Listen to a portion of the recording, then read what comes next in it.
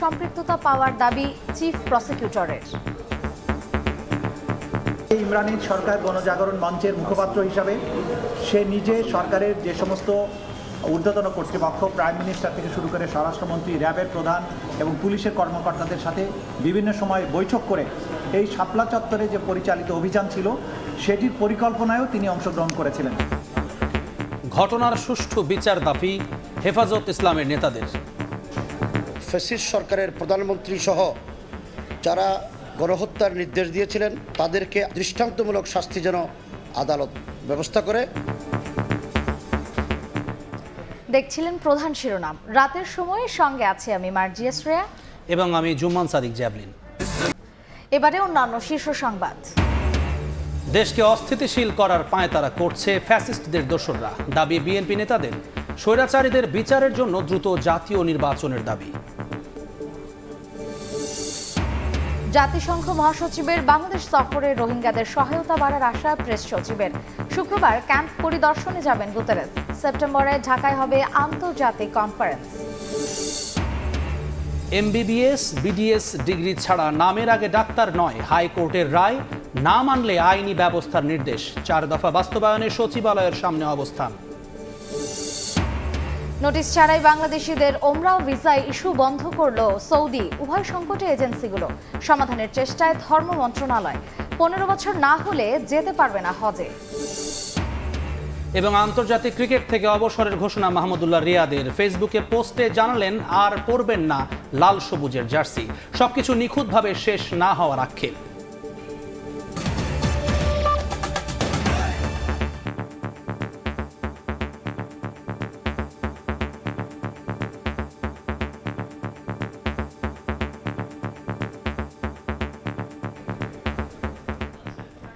শাপলা চত্বরে হেফাজতের কর্মসূচিতে গণহত্যা মামলায় শেখ হাসিনা সহ 9 জনের বিরুদ্ধে গ্রেফতারি পরোয়ানা জারি করেছেন আন্তর্জাতিক অপরাধ ট্রাইব্যুনাল। চিফ প্রসিকিউটর জানিয়েছেন, এই হত্যাযজ্ঞে গণজাগরণ মঞ্চের সম্পৃক্ততা মিলেছে আর সুষ্ঠু বিচার দাবি করেছে হেফাজতে ইসলাম। ঘটনাকে গণহত্যা দাবি করে সাবেক প্রধানমন্ত্রী শেখ হাসিনা, সাবেক স্বরাষ্ট্রমন্ত্রী মহিউদ্দিন খান আলমগীর, ওই সময়ের ডিএমপি কমিশনার বেনজির আহমেদ সহ আইন শৃঙ্খলা বাহিনীর ঊর্ধ্বতন কর্মকর্তাদের আসামি করে গত বছরের 27 নভেম্বর অভিযোগ দায়ের করে হেফাজতে ইসলাম। বুধবার এই মামলায় ক্ষমতাচ্যুত প্রধানমন্ত্রী শেখ হাসিনা সহ 5 জনের বিরুদ্ধে গ্রেফতারি পরোয়ানা জারি করেন আন্তর্জাতিক অপরাধ ট্রাইব্যুনাল। আর অন্য মামলায় কারাগারে থাকায় সাবেক আইজিপি শহীদুল হক সহ 4 জনকে গ্রেফতার দেখানোর নির্দেশ দেওয়া হয়েছে। কারা নির্দেশ দিয়েছিল, কারা বাস্তবে ফিল্ডে থেকে কমান্ড করে এই কার্যটা করেছিল, সেই কারণে প্রথমে আমরা টপ কমান্ডারদেরকে বিচারের মুখোমুখি করতে চাই। এদিন ট্রাইব্যুনাল জানতে চান গণজাগরণ মঞ্চের মুখপাত্র ইমরানের সরকারকে কেন আসামি করা হলো।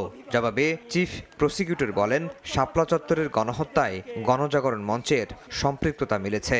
ইমরান সরকার গণজাগরণ মঞ্চের মুখপাত্র হিসাবে এই শাপলা চত্বরে যে পরিচালিত অভিযান ছিল সেটির পরিকল্পনায়ও তিনি অংশগ্রহণ করেছেন। সরকারের প্রধানমন্ত্রী সহ যারা গণহত্যার নির্দেশ দিয়েছিলেন তাদেরকে আইনের আওতায় এনে দৃষ্টান্তমূলক শাস্তি যেন আদালত ব্যবস্থা করে।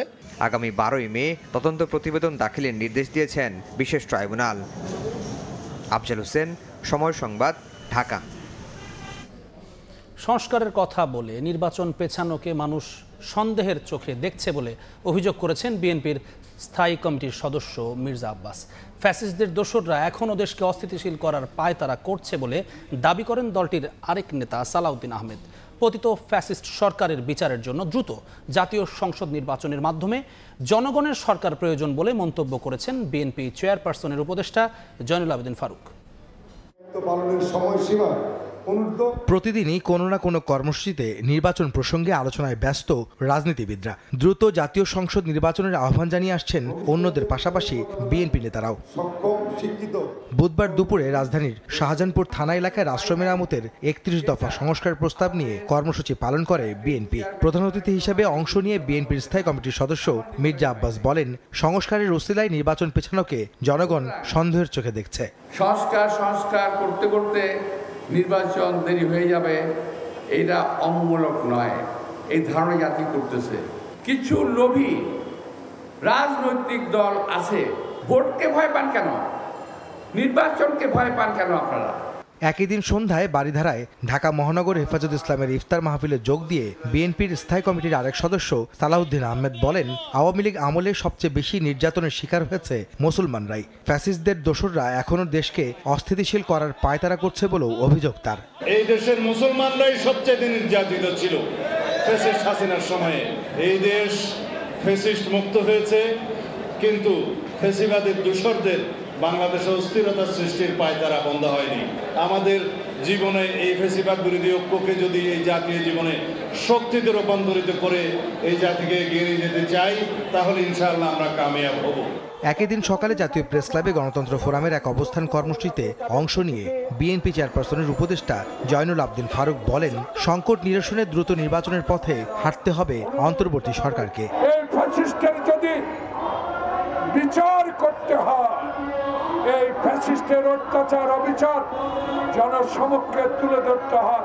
এই মুহূর্তে দরকার জনপ্রতিনিধির সরকার। দেশে চলমান সংকট কঠোর হাতে নিয়ন্ত্রণে সরকারের প্রতি আহ্বান জানান বিএনপি নেতারা। আহমেদ সালেহীন, সময় সংবাদ, ঢাকা। শিক্ষা প্রতিষ্ঠানগুলোতে অস্ত্র, রক্ত এবং লাশের মিছিল দেশবাসী আর দেখতে চায় না বলে মন্তব্য করেছে জামায়াত ইসলামীর আমির ডাক্তার শফিকুর রহমান। রাজধানীর পল্টনে ইসলামী ছাত্র শিবির আয়োজিত ইফতার মাহফিলে এই মন্তব্য করেন তিনি। এ সময় শিবির সভাপতি বলেন, জুলাই আন্দোলনের সবার অবদানকে মর্যাদা দিতেই কারো তালিকা প্রকাশ করেনি ইসলামী ছাত্র শিবির। এ সময় পুলিশের উপর প্রকাশ্যে হামলার প্রতিবাদ জানিয়ে শিবির সভাপতি বলেন, যাদের কারণে ফ্যাসিস্ট মাথাচাড়া দিয়ে উঠছে সেই শাহবাগীরা আবারও জেগে উঠেছে। তাদের যে কোনো ষড়যন্ত্র রুখে দেওয়ার আহ্বান জানান তিনি। ফ্যাসিস্ট আমলের সবকিছুতে পরিবর্তন আনারও এ সময় আহ্বান জানান শিবির সভাপতি। ইফতার মাহফিলে বিভিন্ন রাজনৈতিক নেতৃবৃন্দ সহ বিশিষ্টজনরা উপস্থিত ছিলেন।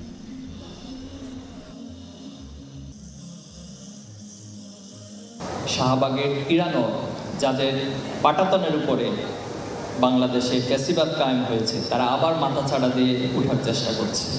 পতিত ফ্যাসিস্টরা বিভিন্ন জায়গা থেকে দেশে বিদেশে তাদের ষড়যন্ত্রের কার্যক্রম অব্যাহত রেখেছে। অর্ধ শতাব্দীর চাইতেও বেশি সময় আমরা স্বাধীনতার পর পার হয়ে এসেছি, কিন্তু আমরা আমাদের শিক্ষা প্রতিষ্ঠানগুলোকে আদর্শ চরিত্রবান দেশপ্রেমিক নাগরিক তৈরির কারখানায় আমরা পরিণত করতে পারিনি। উপরন্তু আমরা লক্ষ্য করেছি শিক্ষা প্রতিষ্ঠানে অস্ত্র, রক্ত এবং লাশের মিছিল। দেশবাসী এরকম হৃদয় বিদারক দৃশ্য আর দেখতে চায় না। সংস্কার বিষয়ে ঐক্যমত্য হবার আগেই নির্বাচন কমিশনের রাজনৈতিক দল নিবন্ধন, প্রবাসীদের ভোট গ্রহণ পদ্ধতি নির্ধারণ সহ বিভিন্ন উদ্যোগ সাংঘর্ষিক ও অযৌক্তিক বলে মন্তব্য করেছেন নির্বাচন ব্যবস্থা সংস্কার কমিশনের প্রধান বদিউল আলম মজুমদার। রাজধানীর মুক্তিযুদ্ধ জাদুঘরে এক অনুষ্ঠান শেষে সাংবাদিকদের প্রশ্নের জবাবে এই মন্তব্য করেন তিনি। এদিকে এনআইডি কার্যক্রম নির্বাচন কমিশনের অধীনে রাখতে বৃহস্পতিবার সারা দেশে নির্বাচন অফিসের সামনে মানববন্ধন করবেন কর্মকর্তা কর্মচারীরা। ও জেন্ডার বিষয়ে আগারগাঁও মুক্তিযুদ্ধ জাদুঘর মিলনায়তনে জাতীয় নারী দিবস উপলক্ষে আলোচনা সভা ও সম্মাননা প্রদান অনুষ্ঠানের আয়োজন করে জাতীয় কন্যা শিশু অ্যাডভোকেসি ফোরাম। বুধবার এই অনুষ্ঠানে ফোরামের সভাপতি, নির্বাচন ব্যবস্থা সংস্কার কমিশনের প্রধান বদিউল আলম মজুমদার সহ বিভিন্ন সংস্থা ও প্রতিষ্ঠানের প্রতিনিধিরা বক্তব্য রাখেন। এ সময় তারা নারী ও শিশু নিপীড়নের বিরুদ্ধে সরকারকে আরও কঠোর হওয়ার আহ্বান জানান। আমাদের নিজেদেরও মন মানসিকতা পরিবর্তন করা দরকার আছে। পরে সাংবাদিকদের প্রশ্নের জবাবে বদিউল আলম মজুমদার বলেন, সরকারের সঙ্গে আলোচনা না করে সংস্কার নিয়ে ঐক্যমত্য হওয়ার আগেই নির্বাচন কমিশনের রাজনৈতিক দল নিবন্ধন সহ নানা উদ্যোগ সাংঘর্ষিক। এটা কাম্য ছিল না। আমি মনে করি যে নির্বাচন কমিশন সরকারের সাথে আলাপ আলোচনা করার প্রয়োজন ছিল এবং একই সাথে যে আমরা যে সকল প্রস্তাবগুলো দিয়েছি সেগুলো আমলে নেওয়া, গুরুত্ব নেওয়া দরকার ছিল তাদের জন্য। নির্বাচন কমিশন যেমন বাস্তবায়নের যে সকল উদ্যোগ নিয়েছে, তো এটা বিভ্রান্তির সৃষ্টি হতে পারে। তো আমি আশা করি যে বিভ্রান্তি এড়ানোর জন্য নির্বাচন কমিশন সরকারের সাথে আলাপ করবে। এদিকে এনআইডি কার্যক্রম নিয়ে নির্বাচন কমিশনের অধীনে রাখার দাবিতে আন্দোলনরত কর্মকর্তারা নির্বাচন ভবনে সংবাদ সম্মেলন করেছেন। এ সময় নির্বাচন কমিশনের সিস্টেম ম্যানেজার এনআইডি কার্যক্রমের সমস্যা তুলে ধরেন। এটি এখন পর্যন্ত নির্বাচন কমিশনের কাছে এটি voter database, it is not NID database. আমাদের কাছে কিন্তু সুসংহত ডাটাবেস আছে, শুধুমাত্র ভোটার ডাটাবেস। আমাদের কাছে কিন্তু এনআইডি ডাটাবেস নাই। কোনো প্রতিষ্ঠান যদি নিতে চায় তাহলে ভোটার তালিকা সহ নিতে হবে। নির্বাচন কমিশনের অধীনে এনআইডি রাখার দাবিতে বৃহস্পতিবার সারা দেশে মানববন্ধন করবেন নির্বাচন কমিশনের কর্মকর্তারা। সরকার দৃশ্যমান পদক্ষেপ না নিলে কঠোর কর্মসূচি দেওয়ার কথা জানান বাংলাদেশ ইলেকশন কমিশন অফিসার্স অ্যাসোসিয়েশনের নেতারা। আমরা তার পরবর্তী সময়ে কঠোর কর্মসূচির ঘোষণা করব। কাউসার চৌধুরী কুমু, সময় সংবাদ, ঢাকা। জাতিসংঘ মহাসচিবের বাংলাদেশ সফরে রোহিঙ্গাদের সহায়তা বাড়বে বলে আশা প্রকাশ করেছেন প্রধান উপদেষ্টার প্রেস সচিব শফিকুল আলম। বিকেলে রাজধানীর ফরেন সার্ভিস একাডেমিতে সংবাদ সম্মেলনে তিনি বলেন, সফরের দ্বিতীয় দিন কক্সবাজারের রোহিঙ্গা ক্যাম্প পরিদর্শনে যাবেন অ্যান্টনিও গুতেরেস। সেখানে ১ লাখ রোহিঙ্গার সঙ্গে ইফতার করবেন তিনি। প্রেস সচিব আশা প্রকাশ করেন, জাতিসংঘ মহাসচিবের এই সফর রোহিঙ্গা ইস্যুর বৈশ্বিক গ্রহণযোগ্যতা প্রেক্ষাপটে প্রধান উপদেষ্টার আমন্ত্রণে জাতিসংঘ মহাসচিব অ্যান্টনিও গুতেরেস 4 দিনের সফরে বাংলাদেশে আসছেন। বুধবার বিকেলে রাজধানীর ফরেন সার্ভিস একাডেমিতে মহাসচিবের সফর সূচি নিয়ে সংবাদ সম্মেলন করে প্রধান উপদেষ্টার প্রেস উইং। প্রেস সেক্রেটারি বলেন, গুতেরেসের সফরে রোহিঙ্গা সংকট সমাধানে গতি পাবে। এছাড়া রোহিঙ্গাদের জন্য কমে যাওয়া সহায়তা বাড়ানো যাবে বলেও আশাবাদী তিনি। প্রফেসর মোহাম্মদ ইউনূস নতুন করে এফার্ট নিয়েছে যে কিভাবে রোহিঙ্গা ক্রাইসিসটা পুরো গ্লোবাল ম্যাপে নিয়ে আসতে।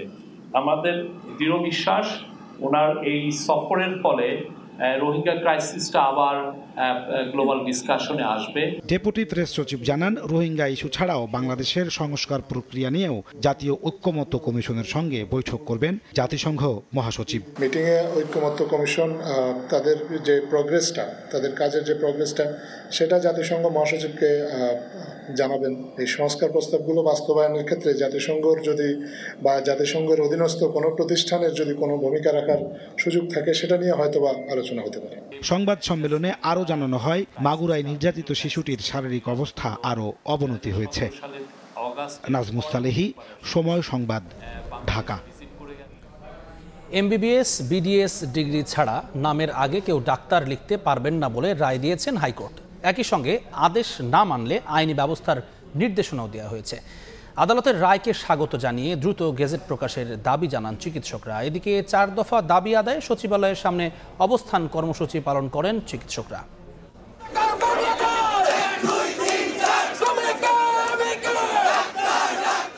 নামের আগে ডাক্তার পদবি ব্যবহার নিয়ে দীর্ঘদিন ধরে চলছে আন্দোলন। এমবিবিএস ও বিডিএস ডিগ্রিধারী ছাড়া কেউ এই পদবি যেন ব্যবহার করতে না পারেন তা নিয়ে আন্দোলনে দেশের সব মেডিকেল কলেজ শিক্ষার্থী, ইন্টার্ন চিকিৎসক ও পোস্ট গ্র্যাজুয়েট চিকিৎসকরা। এবার হাইকোর্টের রায়ে নিশ্চিত করা হলো, এমবিবিএস ও বিডিএস ডিগ্রি ছাড়া নামের আগে কেউ ডাক্তার লিখতে পারবেন না। রায়ে বলা হয়, আজ পর্যন্ত যারা ডাক্তার পদবি ব্যবহার করেছেন তাদের বিরুদ্ধে ব্যবস্থা নয়, তবে বৃহস্পতিবার থেকে নির্দেশনা ভঙ্গ করে এমবিবিএস ও বিডিএস ডিগ্রি ছাড়া ডাক্তার পদবি ব্যবহার করলে আইন অনুযায়ী ব্যবস্থা নেওয়া হবে। বিএমডিসি 2010 বিএমডিসি 29 ধারা অনুসারে এই কথাই বলা আছে যে এমবিবিএস শুধুমাত্র এমবিবিএস এবং বিডিএস গ্রাজুয়েট চিকিৎসকই ডাক্তার পদবি ব্যবহার করতে পারবে এবং অন্য কেউ পারবে না। এটা আবার কার্যকর হলো। এই আইনে স্থগিতাদেশ দেওয়া ছিল, সেই স্থগিতাদেশ আজকে তুলে নেওয়া হলো। এদিকে আদালতের রায়কে স্বাগত জানিয়ে দ্রুত গেজেট প্রকাশ করে বাস্তবায়ন করার দাবি জানান চিকিৎসকরা। নিজেদের মধ্যে আলোচনা করে পরবর্তী কর্মসূচি ঘোষণা করবেন বলেও জানান তারা। আমরা আপাতত যতটুকু জেনেছি তাতে আমরা মোটামুটি সন্তুষ্ট, কারণ আমাদের একটা দাবি পূর্ণ হয়েছে। এরপর বাকি 4 দফা দাবি আদায়ে স্বাস্থ্য মন্ত্রণালয় অভিমুখে যাত্রা করেন আন্দোলনকারীরা। এক পর্যায়ে সচিবালয়ের সামনের সড়কে পৌঁছালে পুলিশের ব্যারিকেডের মুখে পড়ে আর এগোতে পারেননি। পরে সচিবালয়ের সামনের সড়কে অবস্থান নিয়ে রাস্তা অবরোধ করেন তারা। গাড়িতে আছে ওইখানে সব পুরুষ অ্যাটেন্ডেন্সরা এসে সারাক্ষণ বসে থাকে এবং সামান্য কিছু হলে 10 জন 12 জন 15 জন 50 জন ছেলে এসে আমাদের উপর আক্রমণ করতে আসে। আপনারা আমাদেরকে রাস্তায় আনার ব্যবস্থা করি না। আমি স্বাস্থ্য প্রতিষ্ঠানকে বলবো, আপনারা ডাকেন, চিকিৎসকদেরকে ডাকেন, ওদেরকে ডাকেন, ডিএমএফদেরকে ডাকেন, সেকমোদেরকে ডাকেন, ডেকে শোনেন হোয়াট ইজ দ্য প্রবলেম, কেন এই সমস্যাটা হচ্ছে। এর আগে 5 দফা দাবি নিয়ে কেন্দ্রীয় শহীদ মিনারে মহাসমাবেশে যোগ দেন বিভিন্ন মেডিকেল কলেজের শিক্ষার্থী ও ইন্টার্ন চিকিৎসকরা। এর আগে সুরক্ষা আইন সহ 5 দফা দাবিতে আন্দোলন আর কর্মবিরতি পালন করেন চিকিৎসকরা। মনির হোসেন, সময় সংবাদ, ঢাকা। বিনা নোটিশে বাংলাদেশ থেকে ওমরা ভিসা ইস্যু বন্ধ করেছে সৌদি সরকার। এ অবস্থায় যাত্রা ও টিকিট বুকিং নিয়ে জটিলতা তৈরি হয়েছে। এয়ারলাইন্সগুলো জানিয়েছে নিয়ম মেনে রিশিডিউল বা টিকিটের অর্থ রিফান্ড করা হবে। আর ধর্ম মন্ত্রণালয় জানিয়েছে এবার 15 বছরের কম বয়সী কেউ হজে যেতে পারবে না। হজের ব্যয় বেড়ে যাওয়ায় কয়েক বছর ধরে বাংলাদেশ থেকেও বেড়েছে ওমরা হজযাত্রীর সংখ্যা। প্রতি মাসে দেশ থেকে কাবা শরীফ তাওয়াফে যান 25 থেকে 30 হাজার ধর্মপ্রাণ মুসল্লি। রমজান মাসে তা বেড়ে হয় 3 গুণ। কিন্তু হঠাৎ করেই চলতি মাসের 6 তারিখ থেকে নতুন করে ওমরা ভিসা ইস্যু স্থগিত রেখেছে বাংলাদেশে নিযুক্ত সৌদি অফিস। কি কারণে এমন সিদ্ধান্ত তা জানে না কোনো হজ এজেন্সি, কিন্তু বিপাকে পড়েছেন অধীর আগ্রহে বসে থাকা কাবার পথযাত্রীরা। আর বুকিং দেয়া বিমানের টিকিটে ক্ষতিগ্রস্ত হওয়ার পথে এজেন্সিগুলো। এখন পর্যন্ত ভিসা ইস্যু হচ্ছে না। আমাদের প্রচুর পরিমাণে ভিসা সাবমিট করা, বিভিন্ন এজেন্সির সর্বশেষ যে তথ্য তাদের প্রায় 10,000 ভিসা এখন পর্যন্ত পেন্ডিং।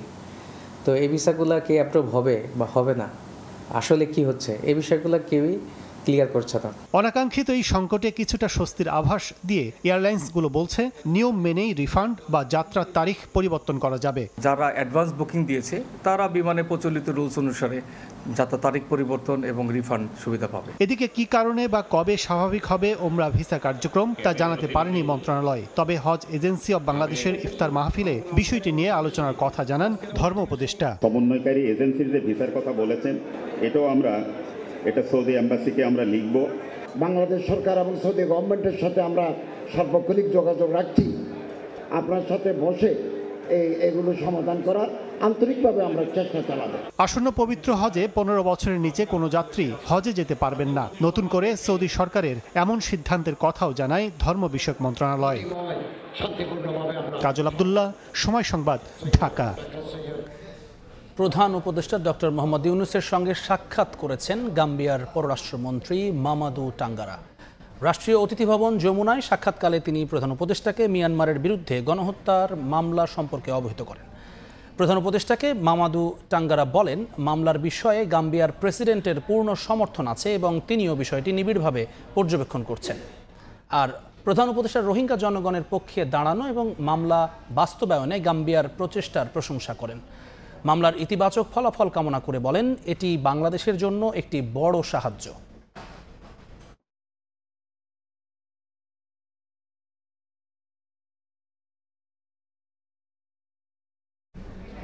সব ধরনের ক্রিকেট থেকে অবসরের ঘোষণা দিলেন মাহমুদুল্লাহ রিয়াদ। সামাজিক যোগাযোগ মাধ্যমে স্ট্যাটাস দিয়ে নিজের এই সিদ্ধান্তের কথা জানান তিনি। বিদায় বেলায় ক্যারিয়ার নিয়ে আক্ষেপের কথা লিখেছেন রিয়াদ। এর আগে 2021 সালে টেস্ট এবং গেল বছর টি-20 থেকে নিজের নাম সরিয়ে নিয়েছিলেন মাহমুদুল্লাহ। একটা নষ্ট সংস্কৃতিতে দেশের ক্রিকেট, যে বলয় ভাঙতে পারলেন না ওয়ানডে ক্রিকেটে টিকে থাকা বাংলাদেশের পঞ্চপাণ্ডবের শেষ জন। লিমিটেড ওভারের ক্রিকেট থেকে একে একে সরে গেছেন সবাই। লাল সবুজ জার্সিতে তাদের অসামান্য অবদান থাকলেও কেউই পারেননি মাঠ থেকে বুক চিতিয়ে বিদায় বলতে। পারলেন না মাহমুদুল্লাহ। 22 গজের তারকা ক্যারিয়ারে ফুল স্টপ বসালেন সোশ্যাল মিডিয়ার মাধ্যমেই। সদ্য শেষ হওয়া চ্যাম্পিয়ন্স ট্রফি থেকে বাংলাদেশের অনেক নক্ষত্র খসে পড়বে তার আভাস ছিল আগেই। বাংলার ক্রিকেটের সবচেয়ে বড় তারকা সাকিব আল হাসান যেন আরও দুর্ভাগা। মাঠে নামারই সুযোগ হয়নি তার। আদৌ কখনো ফেরা হবে কিনা সেখানে আছে প্রশ্ন। তবে রিয়াদের বেলায় ছিল না তেমন কোনো পরিস্থিতি। ব্যাট হাতে তার পারফরমেন্স দেখে অনেক সময় মনে হয়েছে ক্যারিয়ারটা অযথায় টেনে লম্বা করছেন রাবারের মতো। চ্যাম্পিয়ন্স ট্রফিতে তার লাস্ট ডান্সের অপেক্ষায় ছিলেন ক্রিকেট প্রেমীরা। ইনজুরির কারণে ভারতের বিপক্ষে খেলা হয়নি দুবাইয়ে। দুর্দান্ত একটা প্ল্যাটফর্ম পেয়েছিলেন রাওয়ালপিন্ডিতে নিউজিল্যান্ডের বিপক্ষে। কিন্তু দলের অন্যতম সিনিয়র ক্যাম্পেইনার যেভাবে উইকেট বিলিয়ে এসেছেন তাতে তৈরি হয় ব্যাপক সমালোচনা। বুড়োহারের শক্তি যে ফুরিয়ে গেছে আরও আগেই। তবুও বোধোদয় হয়নি মাহমুদুল্লাহ রিয়াদের, উপলব্ধি হয়নি ক্যারিয়ারে ফুল স্টপ টানার। আইসিসির মঞ্চে বিদায় বললে ব্যাপারটা হতো অন্যরকম। তবে নিশ্চয়ই দ্বিধায় ছিলেন, ভুগেছেন অনুশোচনায়। আর তাই কদিন আগে বিসিবির সেন্ট্রাল কন্ট্রাক্ট থেকে সরিয়ে নিয়েছিলেন নিজেকে। এবার সরিয়ে নিলেন সব ধরনের ক্রিকেট থেকে। 239 ম্যাচের ওয়ানডে ক্যারিয়ারে রিয়াদের আছে 5,689 রান। তার 4 সেঞ্চুরিতে আছে মহাকাব্য, একই সঙ্গে আছে বহু আক্ষেপের গল্প। লম্বা ক্যারিয়ারে নেই কোনো আইসিসি ট্রফি। এর আগে 2021 সালের জুলাইয়ে টেস্ট ক্যারিয়ার শেষ করেন মাহমুদুল্লাহ, আর টি-20কে বিদায় বলেছেন গেল বছর অক্টোবরে। এস.এম. ইকবাল, সময় সংবাদ। ধর্ষণের মামলার আইন সংশোধনের খসড়া প্রস্তুত বলে জানিয়েছেন আইন উপদেষ্টা ডক্টর আসিফ নজরুল। দুপুরে সচিবালয়ে ধর্ষণের বিচারে দ্রুত বিচার ট্রাইব্যুনাল গঠন সহ 5 দফা দাবি জানিয়ে আইন উপদেষ্টার কাছে স্মারকলিপি দিয়েছে ধর্ষণ বিরোধী মঞ্চ।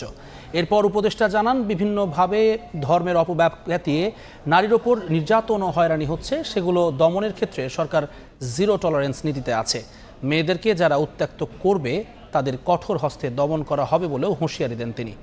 মাগুরায় ধর্ষণের শিকার শিশুটির মামলায় যেন কালক্ষেপণ না হয় সেই নির্দেশনা দেয়া হয়েছে বলেও জানান উপদেষ্টা। আপাতত আন্দোলন কর্মসূচি স্থগিত করেছে ধর্ষণ বিরোধী মঞ্চ।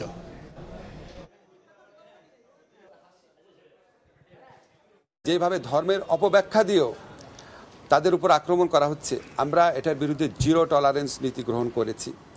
এর আগে আপনারা দেখেছেন আমাদের সরকারের পক্ষ থেকে বলা হয়েছে যে আমরা কোনোভাবেই কোনো অজুহাতে কোনো রকম মরাল পুলিশিং করার দায়িত্ব কোনো নাগরিককে দেওয়া হয়নি। বাংলাদেশের কোনো আইনে এই অধিকার কাউকে দেওয়া হয় নাই। আমাদের মেয়েদেরকে বিভিন্ন অজুহাতে যারা উত্ত্যক্ত করবেন অবশ্যই তাদেরকে আমরা দমন করব।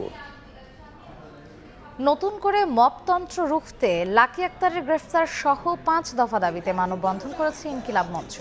বিকেলে শাহবাগে এই কর্মসূচি পালন করা হয়। ধর্ষণের দ্রুত বিচার নিশ্চিত করতে বিশেষ ট্রাইব্যুনাল গঠন ও মিথ্যা মামলার শাস্তি নিশ্চিত করার দাবি সহ অবিলম্বে লাকি আক্তারকে গ্রেফতার করে শাহবাগের 2013 সালের রাষ্ট্রবিরোধী সকল ষড়যন্ত্র উন্মোচন করার দাবি জানায় ইনকিলাব মঞ্চ। এছাড়া শাপলা চত্বর ও পিলখানা হত্যাকাণ্ডের তদন্তে জাতিসংঘের হস্তক্ষেপ কামনা করা হয়। এ সময় আওয়ামী লীগকে নিষিদ্ধ করার দাবি তোলেন তারা।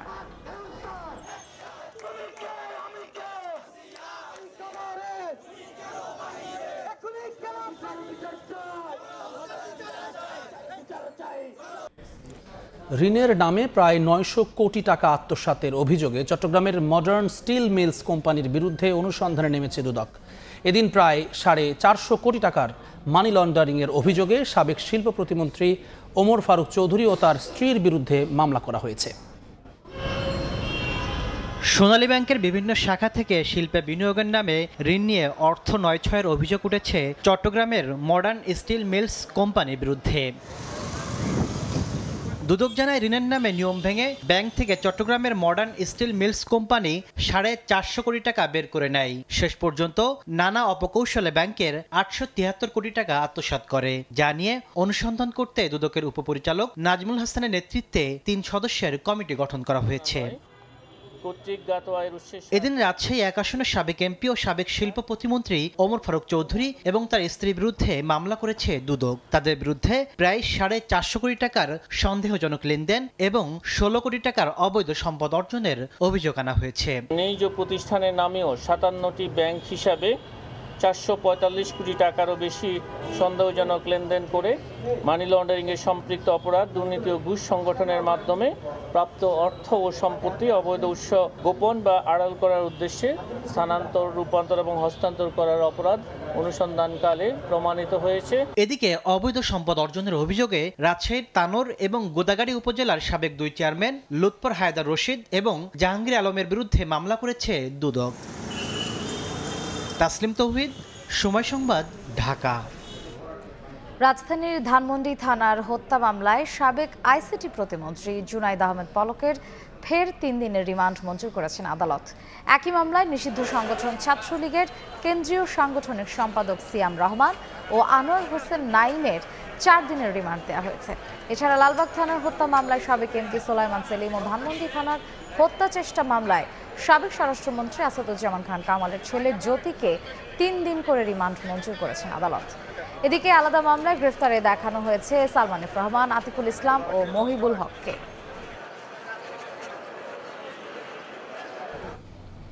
বেক্সিমকো গ্রুপের 169টি প্রতিষ্ঠানের তত্ত্বাবধায়ক নিয়োগের আদেশ বাতিল করেছেন হাইকোর্ট। এখন নিজস্ব তত্ত্বাবধানে প্রতিষ্ঠান চালাতে পারবে শিল্প গ্রুপটি। বিচারপতি ফারাহ মাহবুব ও বিচারপতি দেবাশিস রায়ের হাইকোর্ট বেঞ্চ এই রায় দেন। তবে গ্রুপটির কার্যক্রম পর্যবেক্ষণে রাখতে বলা হয়েছে নিয়ন্ত্রণকারী প্রতিষ্ঠানগুলোকে। এর আগে এক রিট আবেদনের প্রেক্ষিতে বেক্সিমকো ফার্মাসিউটিক্যালস ছাড়া বাকি সব প্রতিষ্ঠানে তত্ত্বাবধায়ক নিয়োগের আদেশ দেন উচ্চ আদালত। এরপর তত্ত্বাবধায়ক নিয়োগ করে বাংলাদেশ ব্যাংক। বুধবারের রায়ে অন্তর্বর্তীকালীন সময়ের জন্য রিসিভার নিয়োগ দেওয়ার বৈধ ঘোষণা করেছেন উচ্চ আদালত।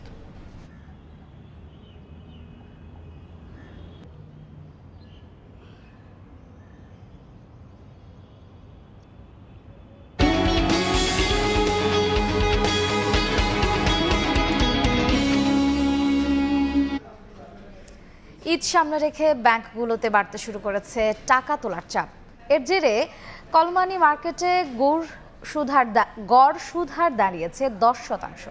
উৎসব কেন্দ্রিক অর্থনীতির গতি বাড়াতে ব্যাংকগুলোকে চাহিদা অনুযায়ী নগদ টাকার সরবরাহ নিশ্চিত করার পরামর্শ দিয়েছেন খাত সংশ্লিষ্টরা। সাইফুল ইসলামের রিপোর্ট।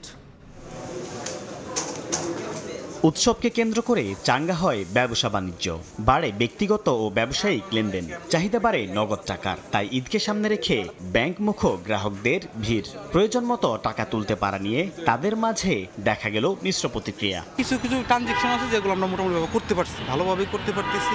আমাদের লেনদেনগুলো ঠিকঠাক মতন হচ্ছে। অনেক ব্যাংক দিচ্ছে না, লেট করছে। মাঝে তো আরও অনেক সংকট ছিল, তখন দেখা গেছে ব্যাংকে আমরা যতটা চাহিদা ছিল ততটা আমরা দিতে পারে নাই। অনেকগুলো ব্যাংকে হচ্ছে যে টাকা পয়সা গ্রাহককে দিতে পারে না বা ট্রানজ্যাকশন অনেক সমস্যা আছে। বাট স্টিল নাও এখন দেশের যে প্রেক্ষাপট, ওই প্রেক্ষাপট অনুযায়ী আলহামদুলিল্লাহ অনেকটাই সচল হয়ে এসেছে। ব্যাংকগুলো শুধুমাত্র বড় গ্রাহকদের দিকে নজর না দিয়ে অর্থনীতি সচল রাখতে ছোট গ্রাহকদের নগদ টাকার চাহিদা মেটানোর উপর গুরুত্ব দেওয়ার পরামর্শ ব্যাংক সংশ্লিষ্টদের। যেই ব্যাংকিং অতি দরিদ্র সাধারণ মানুষের ব্যাপারে দায়বদ্ধতা অনুভব করে না, যেই ব্যাংকের ম্যানেজিং ডিরেক্টর মনে করে যে নাকি আমার কাছে কারি টাকা নিয়ে আসতে পারবে সেই আমার গ্রাহক, এবং তার জন্য পার্সোনালাইজড সার্ভিস দেওয়াটাকেই আমি ব্যাংকিং সেক্টরের সেবার ক্ষেত্রে আমি আমার ভালো বা বড় অঙ্গীকার মনে করি। এই ব্যাংকিংয়ের প্রতি আমার কোনো দরদ নাই। রুগ্ন ব্যাংকগুলোর গ্রাহকদের প্রয়োজন অনুযায়ী টাকা তোলার সুযোগ করে দিতে কেন্দ্রীয় ব্যাংকে ব্যবস্থা নেওয়ার পরামর্শ দিয়েছেন তারা। যেগুলো রুগ্ন ব্যাংক, তাই না, সেগুলোর থেকে যাতে টাকা পয়সা যাতে গ্রাহকরা পায়, অন্তত সেই ব্যবস্থাগুলো করার জন্য for the time being central ব্যাংকের আর ব্যবস্থা নিতে হবে। তুমি লিকুইডিটি ক্রাইসিসে কেন তোমার টাকাগুলো উদ্ধার হয় না, এই তো তুমি আমাকে দেখাও তুমি 6 মাসে কী করছো। তো যারা বেশি ভালো করতে পারছে তাদেরকে বেশি টাকা দেবে, যারা খারাপ করতে পারছে তাদেরকে দিবেই না। টাকা তোলার চাপ সামাল দিতে ব্যাংকগুলো নিজেদের মধ্যে স্বল্প সময়ের জন্য টাকা ধার করে। কলমানি মার্কেট নামে পরিচিত এই ব্যবস্থায় এখন সুদ হার ছাড়িয়েছে 10%। সাইফুল ইসলাম, সময় সংবাদ, ঢাকা। রমজান উপলক্ষে রাজধানীতে বিশেষ মূল্য ছাড়ে ভোগ্যপণ্য বিক্রি করছে দেশের অন্যতম বৃহৎ প্রতিষ্ঠান সিটি গ্রুপ। ঢাকার 15টি পয়েন্টে ট্রাকে করে এই পণ্য বিক্রি কার্যক্রম ব্যাপক সাড়া ফেলেছে। নিজেদের সন্তুষ্টির কথা তুলে ধরে পণ্যের দাম আরও কমানোর দাবি জানিয়েছেন ভোক্তারা। কারণ বাজারে সিটি গ্রুপের ভ্রাম্যমাণ ট্রাক আসতেই পণ্য কিনতে ছুটে আসেন ভোক্তারা। বাজার মূল্যের চেয়ে কমে ডাল, তেল, দুধ, আটা সহ 19 ধরনের পণ্য কিনতে পেরে খুশি ক্রেতারা। তবে পণ্যের দাম আরও কমানো যায় কিনা সেই দাবি জানিয়েছেন তারা। সিটি গ্রুপটা যাতে সবসময় এটা যদি দিতে থাকে, এভাবে থাকে, তবে সাধারণ মানুষ এটার জন্য অনেক সন্তুষ্ট হবে। তো আলহামদুলিল্লাহ যদি এইভাবে তারা পুরো রমজান মাস প্রত্যেকটা পয়েন্টে দেওয়া যায়, আপাতত আমাদের মতো নিরহ মানুষ খায়া বাঁচতে পারবো আর কি। মহল্লা তো দাম বেশি 280 টাকা বেছে 2 লিটারেরটা, তো ওই সুবাদে এখানে একটু কম পাইছি, এই কারণে এখান থেকে একটু নেওয়া আর কি। আমরা যারা নিম্নমানের ক্রেতা আছি আমরা একটু কমে পাচ্ছি ওই জায়গাতে। সিটি গ্রুপের বিক্রয় প্রতিনিধি জানান, সাধারণ মানুষের মধ্যে ব্যাপক সাড়া ফেলেছে রমজানের শুরু থেকে চালানো এই কর্মসূচি। প্রথম রমজান থেকে শুরু করে এ পর্যন্ত আমরা প্রতিদিনই প্রচুর পরিমাণে কাস্টমার পাচ্ছি। কাস্টমাররা স্বতঃস্ফূর্তভাবে আমাদের গাড়ি থেকে পণ্য কিনে নিয়ে যাচ্ছে। আমাদের এখানে বাজার মূল্য থেকে অনেক কম প্রাইসে প্রোডাক্ট পাচ্ছে। রমজান উপলক্ষে প্রেস ক্লাব, কারওয়ান বাজার সহ রাজধানীর 15টি স্থানে ভ্রাম্যমাণ ট্রাকে করে এই বিক্রি কার্যক্রম চালাচ্ছে সিটি গ্রুপ। সাইফুল ইসলাম, সময় সংবাদ, ঢাকা।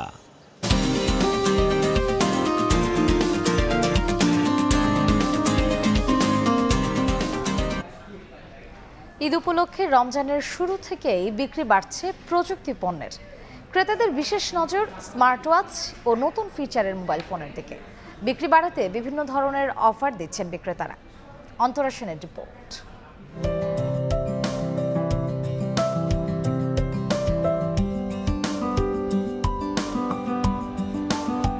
ঈদে সবকিছুতেই চাই নতুনত্বের ছোঁয়া। পোশাকের পাশাপাশি উৎসবের মুহূর্তগুলো ক্যামেরা বন্দি করার জন্য নতুন স্মার্টফোনের চাহিদাও বেড়েছে রমজানের শুরু থেকে। ঈদ উপলক্ষে আমি এবার ইয়ারবাড কিনতে আসছি। এবার হচ্ছে একটা নিউ ফোন নেওয়ার ইচ্ছা আছে, সাথে হচ্ছে ফোনের সাথে যেহেতু অবশ্যই একটা হেডফোন না হলে তো চলেই না, আর বাসায় যেহেতু আমি একটু গান শুনতে বেশি পছন্দ করি, তার সাথে হচ্ছে আমি একটা সাউন্ড বক্স নিতে চাচ্ছি।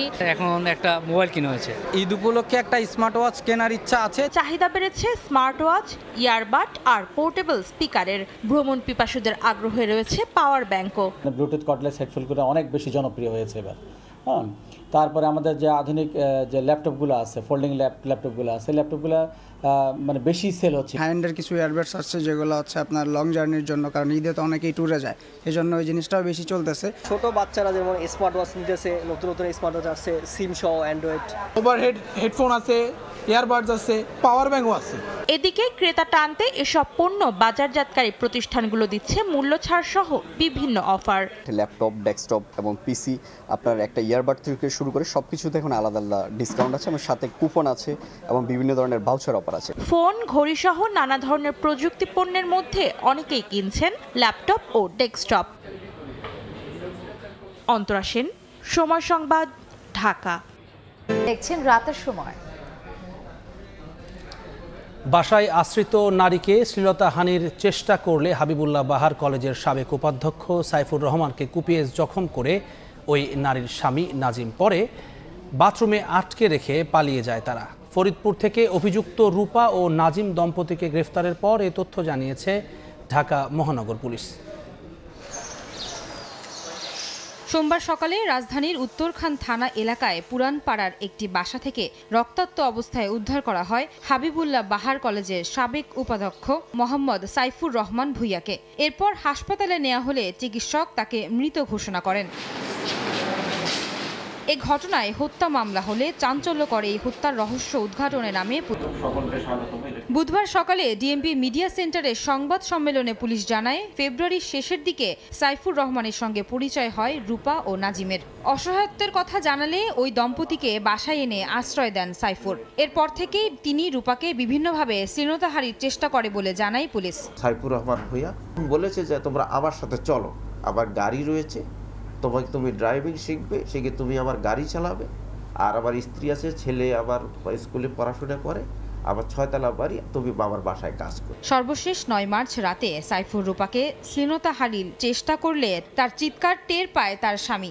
এরপর ধস্তাধস্তির এক পর্যায়ে ওই দম্পতি বটি দিয়ে কুপিয়ে জখম করে সাইফুরকে, পরে বাথরুমে আটকে রেখে পালিয়ে যায় তারা। 3 জন একসাথে শুয়েছে। ছেলেটা যখন ঘুমিয়ে গিয়েছে, রূপার হাজব্যান্ড নাজিম, তখন সে উপর দিকে উঠে গিয়ে তাকে করার জন্য, হয়তো রেপ করার জন্য তাকে শরীরে উঠেছে। এক পর্যায়ে এই ধস্তাধস্তির পর্যায়ে এই নাজিম ঘুম থেকে উঠে যায়, তাকে কোপানো শুরু করে এই বটি দিয়ে। মাথার এই খুলিতে অনেকগুলো কোপ রয়েছে। এরপর যে সে ঠেকাতে যাচ্ছিল, তার হাতের অনেকগুলো কোপ রয়েছে। হত্যাকাণ্ডের পেছনে আরও কোনো উদ্দেশ্য ছিল কিনা তা জানতে অভিযুক্তদের জিজ্ঞাসাবাদ করা হবে বলে জানিয়েছে পুলিশ। তখন কোর্ট কোনো কিছু যদি প্রিজিউম করে কনসিডারেশনে। আয়েশা সিদ্দিক, সামিয়া, সময় সংবাদ, ঢাকা। পর্যায়ে শীর্ষ সংবাদ জানিয়ে দিচ্ছি আরেকবার।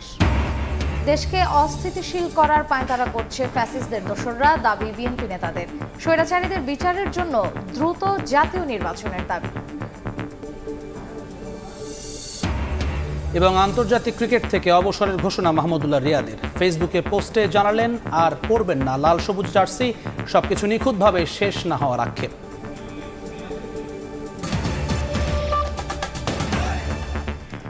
এই ছিল রাতের সময়ে। সঙ্গে থাকুন সময়।